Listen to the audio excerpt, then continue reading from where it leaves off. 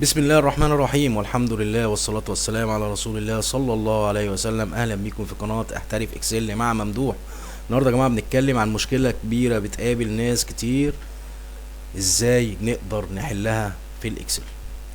اول حاجة، انا لو جالي داتا بالشكل ده، جايالي بالطريقة دي، مكتوب في الخانة الاسم والعنوان والدولة، المطلوب مني ان انا افصل اسم المورد عن العنوان عن الدولة.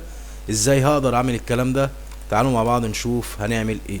اول حاجة اخش على قائمة داتا واختار تكست تو كولوم. بس قبل ما اختار تكست تو كولوم لازم احدد الداتا بتاعتي او الديستنيشن او الجدول اللي فيه العمود بتاعي اللي انا عايز افرغه، وهقول تكست تو كولوم وهقول ديليميتد، اختار ديليميتد نيكست واختار اذر، وهاجي على المربع الصغير ادوس اختصار كنترول جي واقول نيكست فينيش.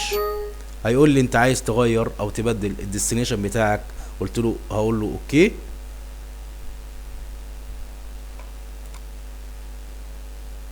انا ما اخترتش الاسم ولا ايه يا جدعان؟ كنترول زد. احنا اخترنا من هنا، هنعمل تاني يا جماعه.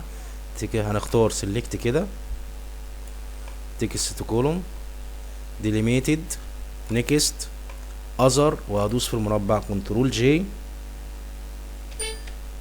واقول نيكست واقول له غير الاختصار بتاعي، هخليه من الاول هنا، هقول فينيش. ظهر لي الاسم والعنوان، الاسم منفصل عن العنوان عن الدولة،